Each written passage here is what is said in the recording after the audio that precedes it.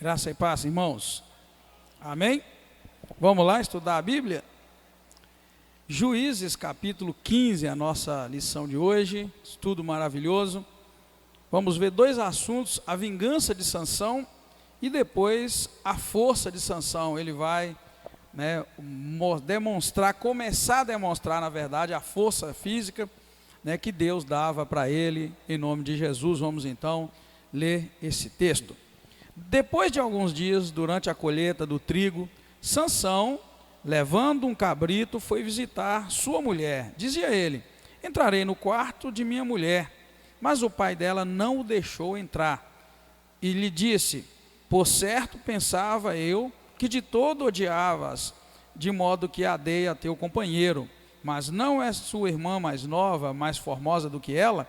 Toma em seu lugar. Disse-lhe Sansão: desta vez tenho o direito de acertar contas com os filisteus, e de fato lhes farei mal. Foi Sansão, apanhou 300 raposas, e tomando tochas, amarrou-as pela cauda em pares.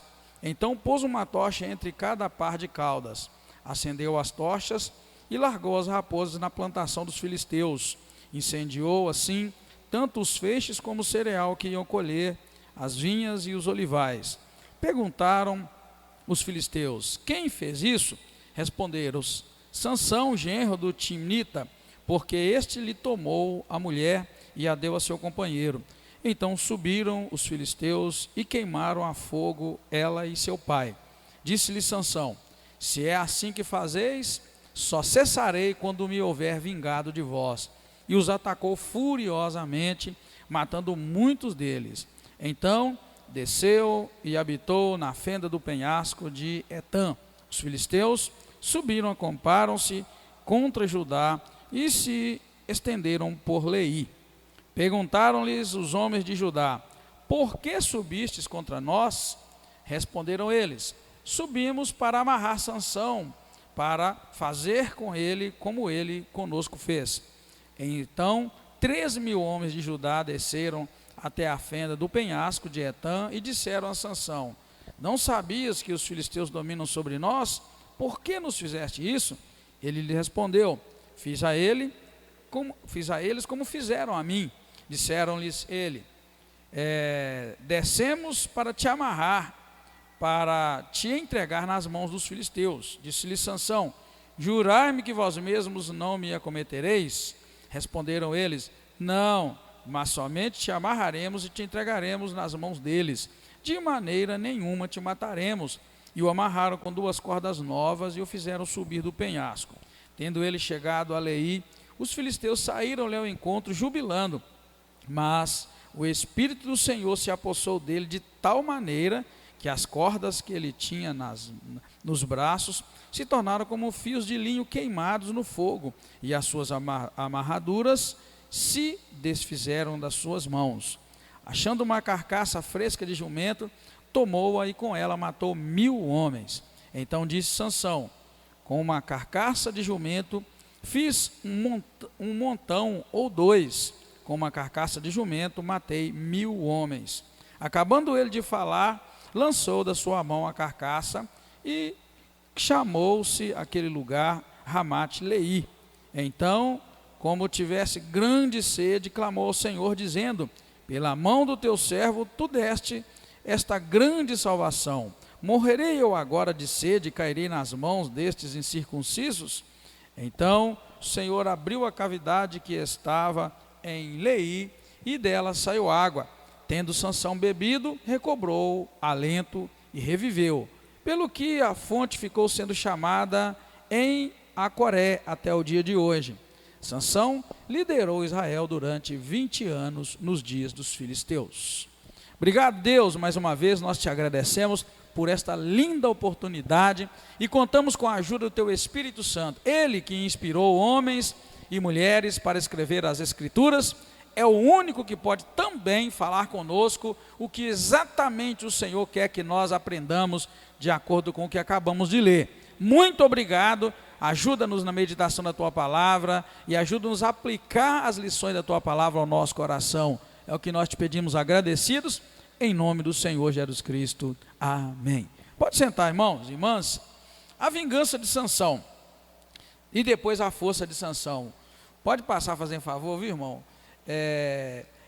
A verdade seja dita, algo aconteceu de muito estranho quando Sansão, no capítulo anterior, foi casar-se.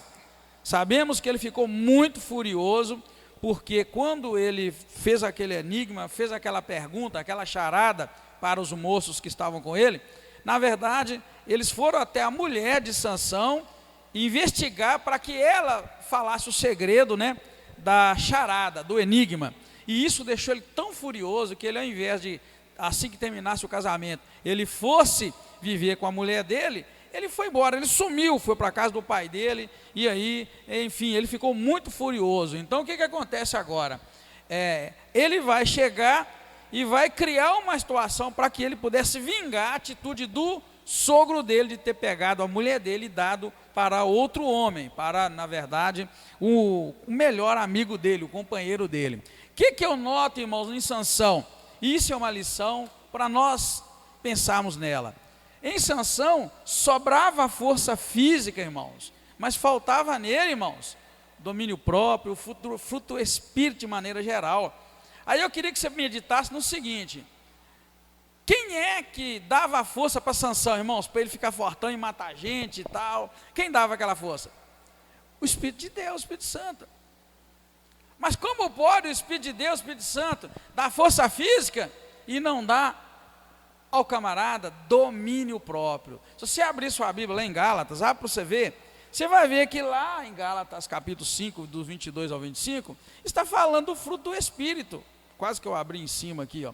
Gálatas 5, irmãos, 22 ao 25, vai falar do fruto do Espírito. Olha bem, mas o fruto do Espírito é amor, alegria, paz, longanimidade, benignidade, bondade, fidelidade, mansidão e domínio próprio. Isso é o fruto do Espírito. Mas então, não era o Espírito de Deus que entrava nele e dava força? Bem, claro que nós não estudamos o livro todo de Juízes, mas vamos ser sinceros, será que Sansão tinha o fruto do Espírito? Nas atitudes dele, você viu o fruto do Espírito? Né? De cara aqui está falando benignidade, bondade, mansidão, né? Domínio próprio, só para dizer algum, né? Algum aspecto do fruto do Espírito. Você vai notar, irmãos, que não tinha nele. Ele era um camarada estranho, de certa forma temperamental. Ele ficou bravo porque a mulher dele foi dada para outro homem. E não, na verdade não foi porque a mulher dele foi dada por outro homem, porque os camaradas investigaram com a mulher dele e descobriram o segredo do enigma. Ele ficou bravo demais com aquilo, saiu e deu um jeito de matar 30 homens e dar para os homens as vestes que fazia parte, as túnicas, né? E aí ele fica bravo com aquilo e sai e larga a mulher dele para lá, em pleno casamento. Você já viu alguma noiva fugir da lua de mel? Já viu dizer alguma noiva fugir da lua de mel? Aqui foi Sansão que fugiu. Hein? Só em filme, né? Os irmãos dizem que só em filme. Mas aqui o noivo fugiu da lua de mel, Sansão, irmãos. Lê direitinho depois do capítulo 14. Ele fugiu da lua de mel. Ele casou e tal, e ficou bravo. Não gostou da atitude deles terem ido lá tentar a mulher dele para que ela revelasse o segredo do enigma. E ele ficou tão bravo, tão irado. A Bíblia chega a dizer que ele irou-se grandemente, né? Ele ficou muito bravo com aquilo, de tal maneira, a minha Bíblia diz no versículo 19 do capítulo 14, ardendo em ira, ele subiu até a casa do pai dele, largou a noiva para lá, largou todo mundo, ardendo em ira, de tão irado que ele ficou. Então, irmãos, após ele abandonar a noiva no altar, eu estou escrevendo abandonar a noiva no altar ali, coloquei entre aspas, porque não tem nada disso, tá, irmãos? Eu quero dizer que ele estava num casamento, no processo de casamento, ele abandona a mulher para lá, e aí ele é atacado de fúria. Quando ele chega em casa, no capítulo 15, tá, irmãos? Ele chega na casa do sogro, porque ele diz assim: vou visitar a minha mulher. Agora, meus irmãos, me ajuda a entender. O camarada, no capítulo 14, ele acaba de largar a mulher, logo depois do casamento, sumiu, foi para a casa do pai dele. Aí depois ele volta, no capítulo 15, ele volta dizendo assim, a Bíblia diz, depois de alguns dias, durante a colheita, Sansão se levantou, pegou um cabrito e foi visitar a sua mulher. Mas que mulher que foi visitar? Não é nenhuma, a irmã está dizendo nenhuma, mas nenhuma mesmo. Imagina um casamento, irmão, bonitinho aqui e tal, o casamento, e aí a mulher casa e vai embora, acontece um evento lá, o noivo fica bravo e some. E depois de alguns dias ele resolve voltar na casa do pai da mulher com quem ele casou, e chega lá, a mulher já foi dada outra. Claro, irmãos, que esse era um costume da época, tá? Podia se fazer isso, por isso que foi feito. Hoje seria diferente. Mas não é um casamento muito estranho esse casamento de Sansão? Então você vê que o camarada não tinha fruto do Espírito, ele não tinha equilíbrio, ele tinha força física, mas faltava miolo, né? Eu disse isso aqui no estudo passado. Sansão tinha força física, mas faltava miolo. Deus deu para ele força física, mas não deu miolo, né? E aí a gente vê que desastre que é. Então aí o que ele fala? Ele é atacado de fúria quando ele chega, e o pai da moça vira para ele assim, aliás, o pai da mulher não deixou ele entrar no quarto dela igual ele queria, e aí ele fala, olha, o que eu fiz? Eu pensava que você odiava tanto a minha esposa, eu pensava que você odiava muito a minha filha, por isso que você foi embora. Então o que eu fiz? Eu dei a sua esposa para o seu amigo, o seu companheiro, verso 2. E ele ainda fala, o pai dela ainda fala, mas não é a sua irmã mais nova, mais formosa do que ela? Toma no seu lugar. O velho então deu a notícia, olha, a mulher com quem você casou já é de outro, eu dei para outro. Mas então pega a irmã mais nova dela, ela é até mais bonita. Mas isso não agradou Sansão. Sansão ficou muito bravo outra vez, e aí prometeu vingança. Dessa vez eu tenho direito de acertar as contas com os filisteus. E é aí que ele pega e entra então, irmãos, ele pega 300 raposas, amarra as raposas em pares, né, com o rabinho. Que vocês já viram raposa? Acho que nem todos viram, né? Eu vejo raposa sempre, ali perto de onde eu moro. Você já viu também, passando por ali, irmão Jonas? Se eu conseguir filmar uma, eu filmo para vocês um dia e mostro. Ela tem um rabo bem avantajado, a raposa tem um rabinho, talvez às vezes até maior do que o corpo. Então quando a palavra diz que ele amarrou os rabos dela, formando pares, e no meio dos rabos dela colocou uma tocha acesa, e soltou no meio da plantação de trigo, e das vinhas, e dos olivais, e era época de colheita, porque na verdade o versículo 1 diz assim, durante a colheita do trigo, Sansão então se levantou e foi visitar a esposa com quem ele se casou, mas nem assumiu o compromisso. Então aquilo ali, eu já vi colheita de trigo, claro que as colheitas que eu já vi hoje é industrial, aquelas máquinas grandes que colhem, mas na verdade eles ficam amontoados, e ele está seco, ele não está verde. Então eu imagino que aquilo deve ter pegado um fogo com muita tranquilidade. Não sei se você já pôs fogo em palha de milho seca. Irmão, mas pega que é uma beleza. Então ele fez um grande estrago, irado, ele vai e queima a plantação dos filisteus. É claro que fica uma interrogação. O que aconteceu com essas raposas que tinham uma tocha de fogo no rabo delas e elas saíram para a plantação afora, hein? O que aconteceu com as raposas? Tadinha delas, não tinha nada a ver, né, irmão? Tinha nada a ver com a história. Certamente ele matou 300 raposas e ainda fez aquele estrago na plantação. Então isso aí, irmãos, vai gerar um conflito muito grande entre os filisteus. Lembrando os irmãos que o propósito de Deus ao levantar Sansão era de fato vencer os filisteus, tá? Então até aí tudo bem, o propósito de Deus está sendo cumprido. Mas a ira e a raiva desse camarada, desse Sansão, ela é uma ira vingativa. Ele na verdade, irmãos, ele pensa o tempo todo em vingança, né? E quando ele faz esse estrago nas plantações dos filisteus, os filisteus vão tirar satisfação. Por que isso aconteceu? Aí vai alguém e diz, olha, isso foi Sansão que ficou bravo e fez esse estrago aqui, porque na verdade o sogro dele deu a mulher dele para outro homem.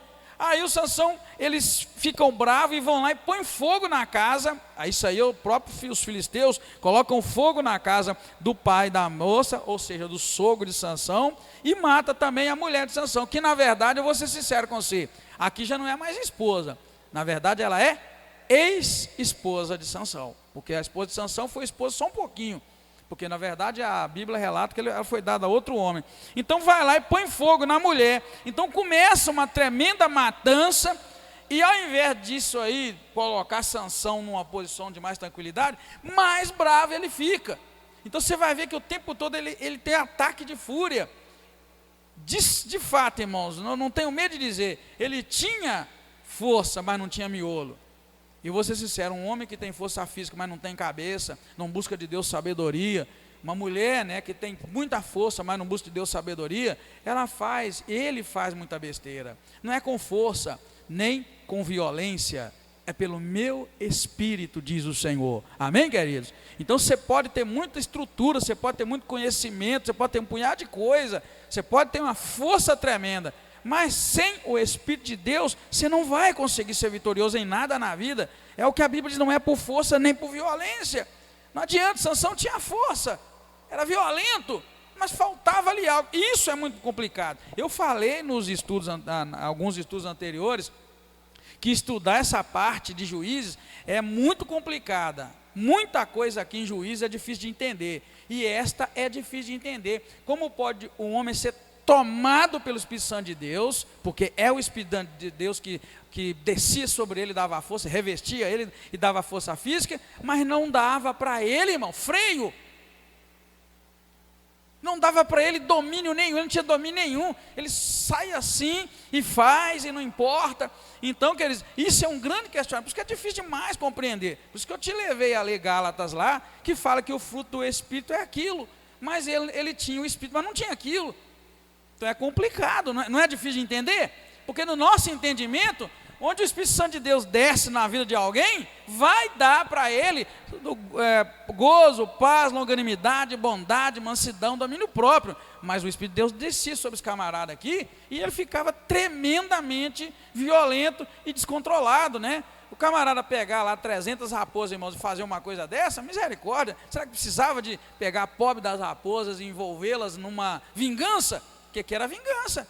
E Deus agrada a vingança? Minha é a vingança, diz o Senhor. Mas ele estava vingando aqui. Bem que Deus queria tratar com os filisteus, mas é para que a gente entenda, irmãos, os pontos complexos da Bíblia. É complicado entender essa história de Sansão, muito complicada, mas contudo a gente sabe, Deus é soberano, Deus é o Todo-Poderoso, e Ele faz aquilo que Ele quer da maneira como Ele quer fazer, e agora Ele quer dessa maneira, dessa forma, entendeu, irmãos?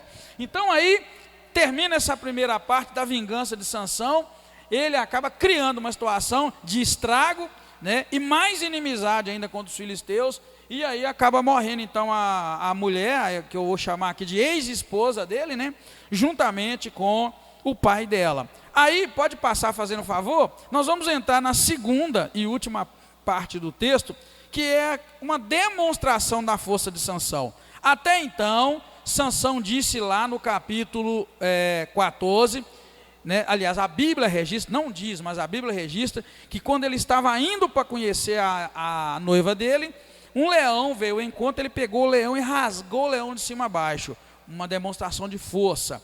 Agora nós vamos ver a partir do versículo 10, uma demonstração de força tremenda dele, quando ele vai fazer um estrago e matar 1000 homens, tá? Então, o que a gente vê? Dentro do contexto que nós estamos estudando, em retaliação, porque ele acabou de fazer um estrago terrível na plantação dos filisteus, o que acontece? Em retaliação, os filisteus vão até a tribo de Judá. A tribo de Judá não tinha nada a ver com isso. Eles vão lá na tribo de Judá, né, e a tribo de Judá acaba tomando as dores dos filisteus, se envolve na questão e envia 3.000 homens para descer até onde Sansão estava, chega lá, amarrar Sansão e trazer Sansão para o meio deles, para que eles ali pudessem vingar, ou seja, fazer com Sansão exatamente o que ele havia feito, que era aquele estrago todo. Então Judá acaba envolvendo e leva 3.000 homens, você vai encontrar isso no versículo 11. Então 3.000 homens de Judá desceram até a fenda do penhasco, até de Etã, e disseram a Sansão: Sansão, isso são os homens de Judá, Sansão, você não sabia que os filisteus dominam sobre nós? Por que você foi lá e acabou com a plantação dos filisteus? Os filisteus é que dominam sobre nós. Ou seja, eles envolveram, né, Judá na história. E aí, irmãos, é onde acontece aqui um evento em que nós vamos ver que o Espírito de Deus desce, né, de certa forma o Espírito Santo de Deus envolve Sansão e vai fazer com que ele faça um estrago, né? Quando o Espírito de Deus entra nele, ele fica muito forte, e a Bíblia diz que já amarrado, né, com cordas novas, já amarrado com cordas novas. Aquilo ali, as cordas mais pareciam fios de linho queimado. Os irmãos, não sei se vocês já tiveram essa curiosidade de ver qualquer tecido queimado. Tem tecido que a gente queima, não esses sintéticos, tá? Tecido sintético é diferente, mas tem tecido de fibras naturais. Quando você queima, ele fica mais ou menos igual o papel, né? Papel, quando queima, ele fica lá só aquele formatozinho de cinza. Você pega naquilo, aquilo estoura. Quer dizer aqui, irmãos, que as cordas fortes e novas se tornaram como se fossem fios de linho queimados, ou seja, estava só aquela estrutura. Quando você encosta, ele estoura, de tanta força que Deus deu para ele. Então ele estourou aquelas cordas e se soltou, de tal maneira, e exatamente quando eles ajubilavam e se alegravam, o povo, né, todo alegre, os filisteus, versículo 14, alegres, porque estava ali então com o homem que havia destruído as suas plantações. O que ele pega? Ele sai então, se livra dessas cordas com o poder que Deus deu a ele, a força que Deus deu, e ele pega uma carcaça de jumento. Tem uma tradução que fala queixada. Quem tem essa tradução que fala queixada? O que é? A dele fala queixada. O que é essa carcaça? De fato, é a boca, é o queixo de um burro, né? Os irmãos que já viram lá na roça o animal morto sabem o que é. Então ele pegou aquela carcaça, era uma carcaça nova, né? Pegou aquela carcaça e com ela ele conseguiu matar 1000 homens. Ele fez um estrago, aquilo virou como se fosse uma metralhadora na mão dele, né? Certamente desceu batendo aquilo com tudo.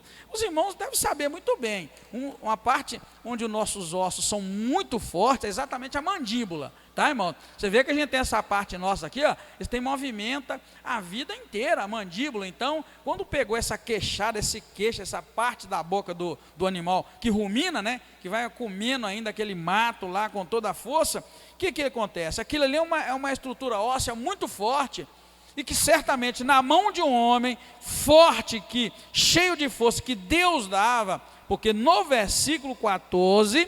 você vai ver que essa força é excomunal, essa força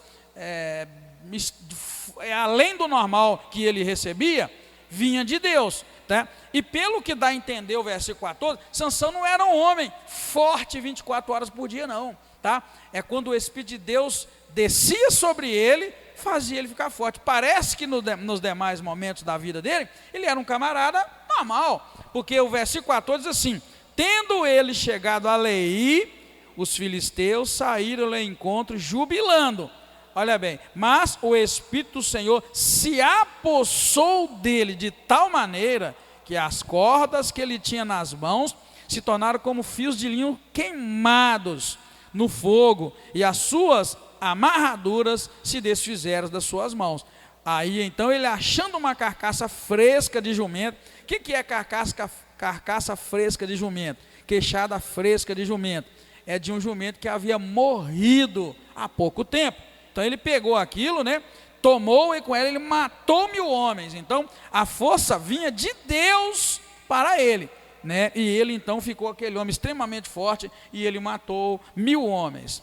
Um detalhe importante é que depois dessa matança toda, lá no verso 16, então disse Sansão: com uma carcaça de jumento fiz um montão, ou 2. Com uma carcaça de jumento, matei 1000 homens. Ele aqui então consegue matar 1000 homens. E a Bíblia relata em seguida que ele ora. É o primeiro momento que você vai encontrar Sansão se envolvendo com Deus de alguma forma. O que acontece aqui? A Bíblia diz que depois que ele lançou a mão da carcaça e matou aqueles homens, ele teve grande sede, verso 18. E aí ele clamou ao Senhor e disse: pela mão do teu servo tu deste essa grande salvação. Morrerei eu agora de sede e cairei nas mãos desses incircuncisos?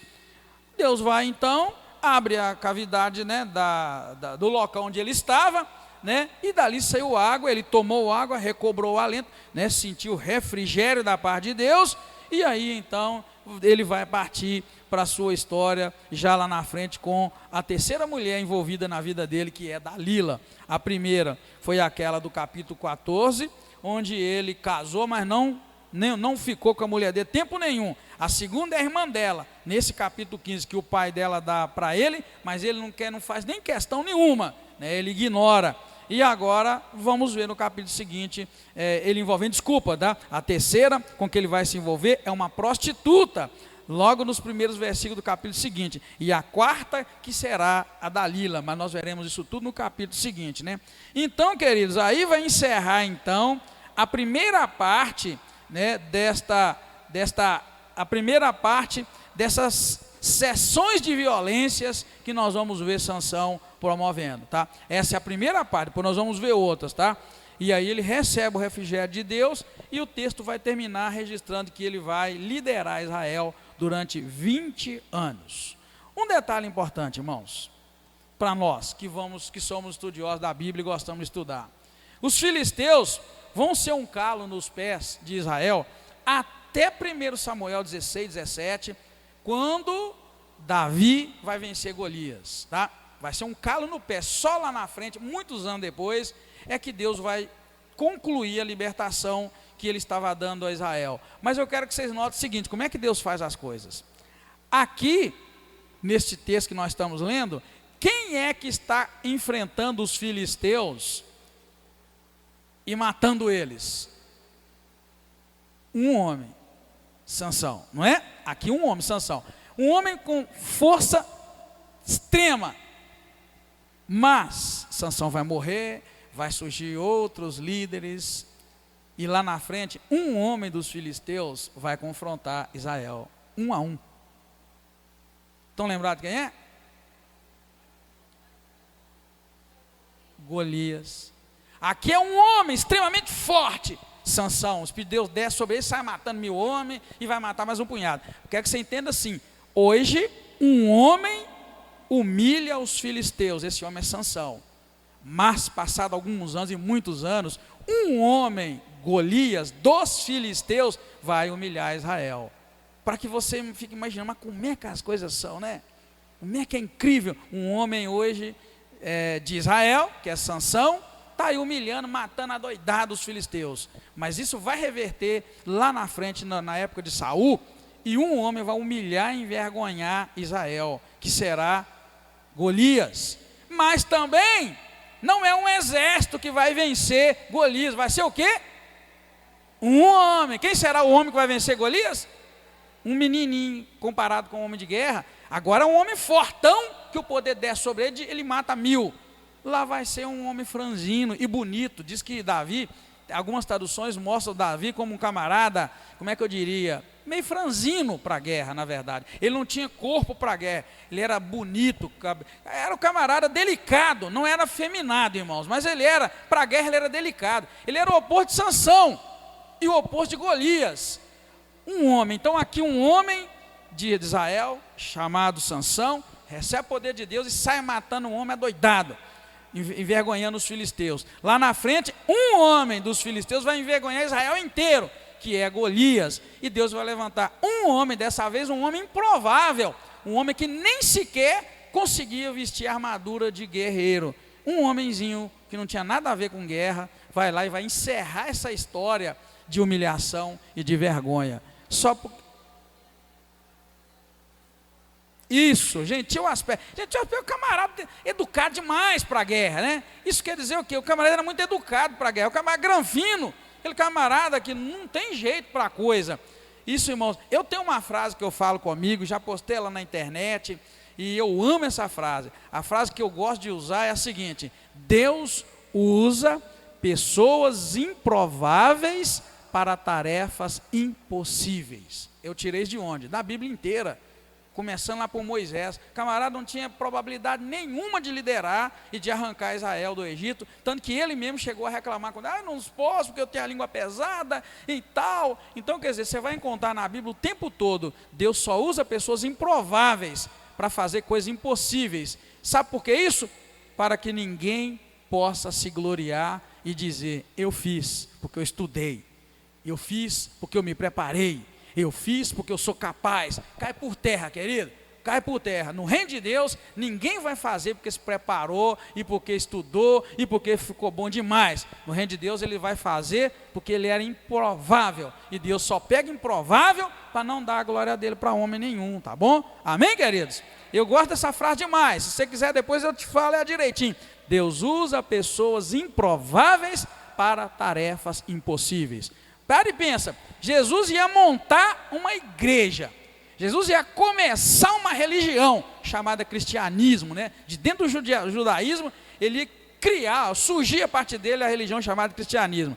E aí ele vai montar a estrutura desse cristianismo que ele desenhou, que Deus desenhou, deveria durar para a eternidade, deveria salvar o mundo inteiro. E ele vai e chama 12 para montar essa estrutura. E entre os 12 o próprio diabo, que era Judas. E aí você vai olhar o perfil dos homens que ele chamou, eu garanto, nenhum de nós chamaria os homens que ele chamou. Você ia chamar um camarada para pregar, para montar uma igreja forte que vai durar, vai levar todo mundo para o céu. Você ia chamar um Pedro da vida? Não ia. Você ia chamar um Mateus da vida, um cobrador de imposto? Não ia. Você ia lá para a beirada da rua e chamar pescador para poder montar uma igreja? Você ia chamar no mínimo quem para montar uma igreja boa, forte, uma igreja que ia sair do judaísmo? Você ia marcar, você ia arrumar, quem é? Você ia onde buscar gente para abrir uma igreja? Lá naquela época, se você fosse daquela época. E se Jesus falasse assim, me ajuda a montar a igreja, você ia onde? Você ia procurar quem entendesse de quê? Da lei. Hein? Você ia na sinagoga, você ia procurar teólogo hoje, gente que entendia. Você não ia pegar e chamar assim, oh, vamos montar uma igreja ali comigo? Um camarada que não sabe nada de Deus. Ele foi atrás dessas pessoas, querido. Mas o que ele via nelas? Via aquilo que eu te disse. Deus usa pessoas improváveis para tarefas impossíveis. Então, para montar uma igreja, ele falou, eu vou onde ninguém vai. Todo mundo vai para a sinagoga, todo mundo vai procurar mestre. Eu vou procurar uns camaradas que tudo torto na vida e vou montar uma igreja que vai durar a vida inteira. Olha bem, presta atenção no que o Espírito Santo de Deus. Eu vou buscar um punhado de gente torta, não vou na sinagoga, não vou buscar quem entende da lei, vou buscar um punhado de gente torta para montar a minha igreja. E as portas do inferno não prevalecerão contra ela. Amém, querido? É por isso que eu não aguento ver crente que não tem coragem de pôr a mão no arado e trabalhar. E eu já vi muita gente dizendo, eu tenho que me preparar mais um pouco. Você não tem que preparar não, você tem que ter coragem de pôr a mão no arado e deixar Deus te usar, porque Deus vai usar exatamente quem não tem condição nenhuma, para que a glória seja dele, para que o louvor seja dele. Por isso que você tem que olhar a vida dos homens e as mulheres da Bíblia e ver a realidade da vida deles. Não desenhe uma história linda ao redor deles, você não vai encontrar uma pessoa na Bíblia que a história seja linda, linda, linda, linda, linda, a não ser aqueles que morreram e o Senhor arrebatou. O que você vai encontrar na Bíblia? Você vai encontrar todos os homens e mulheres cheios de defeito, igualzinho a nós. Elias, por exemplo, lá no Novo Testamento, a Bíblia chega a dizer que Elias era um homem sujeito às mesmas paixões que nós. E orou, e Deus ouviu, fez um punhado de milagre. Um homem igual a nós, cheio de defeito. Você vai encontrar homem que tentou suicídio, você vai encontrar homem que adulterou. Pastor, você está doido? Judá adulterou e Jesus nasceu da tribo de Judá. E você vai encontrar só gente torta. A única pessoa certinha que você vai encontrar, querido, é o Senhor Jesus Cristo. Não tem defeito nenhum nele. E mesmo assim, ele fez umas coisas que eu sei que você não gostaria de fazer. Jesus ficou bravo demais um dia que ele entrou lá na igreja e viu as pessoas vendendo, fazendo comércio lá dentro. Ele ficou bravo, ele pegou um chicote e arrebentou aquele trem tudo, virou a mesa dos cambistas, ficou descontrolado. E eu tenho certeza que tem muito crente aqui que não teria coragem de ficar descontrolado, que ele ficou bravo. Teve um outro momento, Jesus fez um negócio que eu tenho certeza que você não faria. Jesus, tendo todo o poder, ele foi um dia passando com os seus discípulos e viu uma figueira e quis pegar figo nela. Mas como não tinha figo na figueira, porque não era tempo de figo, não tinha como ter, ele ficou bravo e amaldiçoou a figueira e ela secou desde a raiz até o topo. Eu tenho certeza que se você tivesse todo o poder do mundo, como Jesus tinha, se você fosse pegar uma figueira e não era a época de figueira, você não ia amaldiçoar a figueira. Você ia fazer o que com aquela figueira? Mandar ela produzir figo. Você é todo poderoso. Você sabe que na época de figo, Jesus sabia. Aí ele via a figueira sem figo e queria pegar um figo, não tinha figo. Aí ele fica bravo e amaldiçoa a figueira. Eu sei que qualquer um de nós não ia fazer isso. Você ia falar, figueira, produza figo, estou com fome, quero comer. E ali ia produzir. Lá no início, ele não estava numa festa, acabou o vinho, o que ele fez? põe água nessa vasilha. Eles colocaram, quando eles tiraram o melhor vinho. Ele fez o impossível. Ele não tinha vinho, ele fez vinho. Aí não tinha figo. Não era a época de figo. Ele vai e manda a figueira queimar e secar e teve que obedecer porque a ordem é dele. Então você vai ver que nesses dois momentos você vai ver assim, Jesus fez coisas que eu não faria. Eu faria diferente. Por que Jesus fez aquilo? Para mostrar para você, querido, que nada é impossível àquele que crê. Até mesmo as coisas mais loucas, como mandar uma figueira seca, porque você não me deu figo, então seca. Não seria mais fácil você falar, não é época de figo, então dá figo? Milagre da mesma maneira. Por que eu estou te trazendo isso? Pastor, você quer complicar a minha vida? Eu não quero complicar a sua vida. Eu quero só que você compreenda e busque compreender as coisas complexas, difíceis de entender na Bíblia. Por que Jesus fez aquilo? Por que Jesus virou a meia dos cambistas, ficou bravo? Por quê? Para a gente perceber, irmãos, que Deus age de acordo com a nossa fé. Por isso Jesus disse para os seus discípulos, se tiverdes fé do tamanho de um grão de mostarda, direis a este monte, lança-te, e ele vai se lançar. Por quê? Porque nós temos fé e exercitamos a nossa fé. Amém? Assim, então, nós encerramos 20 anos, Sansão vai governar, vai liderar Israel, e serão anos de grande aflição para os filisteus, o tempo que ele vai governar, porque vai ser um tempo de luta, de matança, terminando com a própria morte de Sansão, quando ele derruba os pilares daquele templo, e aí ele acaba com a própria vida dele e com a vida de todos aqueles que estavam naquele templo. Amém? Deus te abençoe e te guarda. Pode passar, irmãos, aí, já passou, né? O que a gente pode concluir, então, com essa pequena parte, porque tem mais ainda a história de Sansão. Que embora os motivos de Sansão tenham sido pessoais, os propósitos de Deus se cumpriram, independentemente de Sansão querer ou não querer estar alinhado com eles. Mas aí eu coloco essa pergunta aí para você de negrito.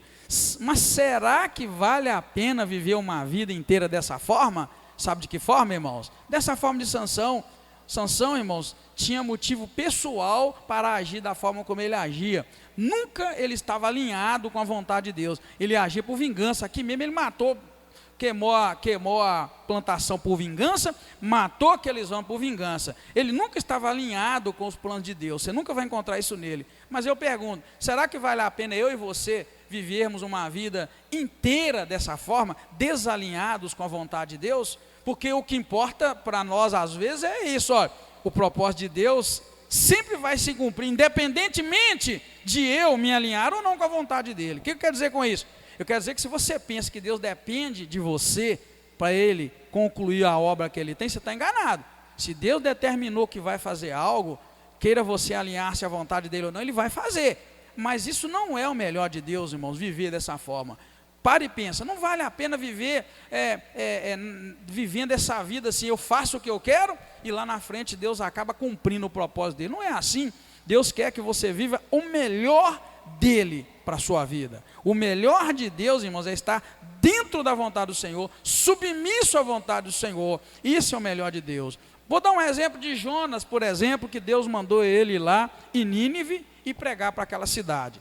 Pensa numa coisa, Jonas não viveu o melhor de Deus, mas Jonas fez o que o nariz dele apontou, mas independentemente dele querer ou não alinhar-se com a vontade de Deus, a vontade de Deus se cumpriu, que era salvar Nínive. Mas veja o estrago que Jonas causou, porque ele não foi obediente. Deus falou, vai lá e prega para aquele povo, porque a iniquidade deles é grande, eu preciso de alguém que vai lá. Jonas vai, desvia o caminho dele, anda por onde ele queria. Mas como o propósito de Deus, a vontade de Deus era que Nínive fosse salva, ele fez Jonas ir na marra, obrigado, até que ele fosse lá e pregasse a palavra e Nínive fosse salva. Então, queridos, independente do nosso querer ou não, Deus cumpre a vontade dele. Mas será que vale a pena viver a vida inteira igual Sansão, ou igual Jonas, ou igual outras pessoas que nunca se colocam dentro do plano de Deus? Certamente você deve ter sua resposta. Pensa, não vale a pena, não vale mesmo. Amém, queridos? Melhor é deixar o Espírito Santo de Deus nos guiar e nos levar para onde Ele quiser, leva para um lado, para o outro, para que a gente possa fazer a vontade dele, tá bom? É meio que quando a gente vai forçado igual Jonas foi, é ruim, Tá bom? Eu já vi gente dizer, foi bom eu ter adoecido, porque aí eu pude evangelizar e falar do amor de Jesus para gente doente. Será que o melhor de Deus é você adoecer para falar de Jesus para os doentes? Ou você montar num ônibus, ir lá no hospital e na casa do irmão ou da irmã doente e falar de Jesus, né, irmã bem? É melhor, não é? Monta num ônibus aí, meu filho, e vai na casa dos doentes, tudo da igreja, e vai lá e ministra para eles, porque é isso que eu quero dizer. Quando você não se alinha com a vontade de Deus, isso não impede Deus de fazer a vontade dele. Mas será que vale a pena viver dessa forma? Não, esse negócio de que foi bom adoecer, porque aí eu pude falar de Jesus para os doentes, me ajuda, irmão. Se você quiser, eu dou a lista dos doentes da igreja para você ir tudo lá, é melhor, não é? Foi bom ter acontecido aquilo tal comigo, porque aí eu pude falar de Jesus. Eu nunca gostei dessa expressão. Eu acho que o melhor é você ficar escutando Deus, atento, ouvindo, escutar o chamado do Senhor e responder: eis-me aqui, Senhor, envia-me a mim, me manda que eu vou. Amém, queridos? E Deus está te chamando o tempo todo. Deus te abençoa e te guarda em nome de Jesus.